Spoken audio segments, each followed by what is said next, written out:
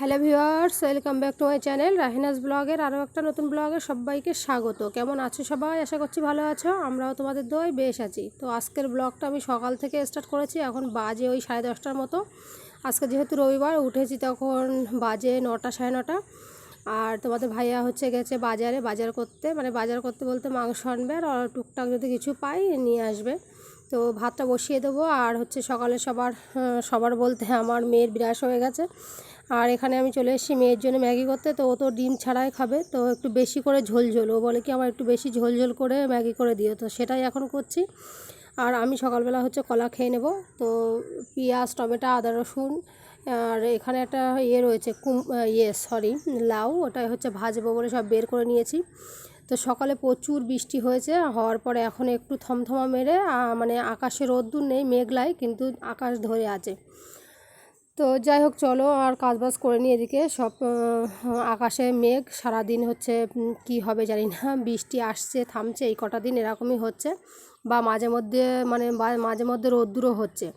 তো এই যে মেয়ের একটু ঝোল করে ম্যাগি, আর ওপরে একটু চানাচুর আর সস, অল্প একটু সস ছিল, সেটা ওকে এখন খেতে দেবো, দিয়ে পড়তে বসাবো। আর আমি এই পাশে রান্না করে নেব।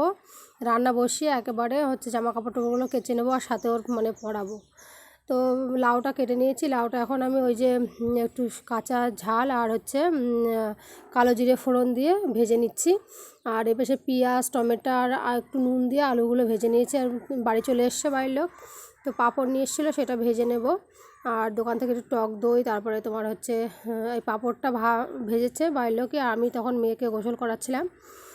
তো পাঁপড়টা এখন তুলে রেখে দেবো, গরম তো, তাই ভাবছি একটুখানি পরে কাগজে করে তুলে রেখে দেবো, নইলে নরম হয়ে যাবে। আর এই পাশে মাংসের জন্য এর আগে আমি নুন হলুদ আর একটু ঝাল দিয়ে মাংসটা প্রেশার কুকারে বেশ 7-8টা সিটি দিয়ে নিয়েছি। আর এখন মশলা কষানো হচ্ছে, এখানে সব রকম গুঁড়ো মশলা দেওয়া হয়ে গেছে, আদা, রসুন, পেঁয়াজ, টমেটো সব একসঙ্গে দিয়ে এই যে প্রেশার কুকারে রয়েছে মাংসটা।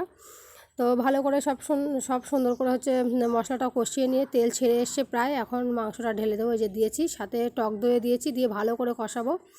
তো কী হয়েছে জানো তো, আমার মেয়ে রবিবারে আজকে একটু মনটা খারাপ, বাইরে যাব না বলেছি। প্রত্যেক রবিবারে বাইরে যেতে অ্যাকচুয়ালি ভালো লাগে না, তো ওর কারণে যাওয়া। ও এমনি কিছুই না, একটু বাইরে যাবে। আর তোমার কি বলে, রবিবারে একটু সারাদিন, সারা সপ্তাহ যেহেতু বাড়িতেই থাকা হয়, একটু যাবে বাইরে একটু ঘুরতে রবিবারে।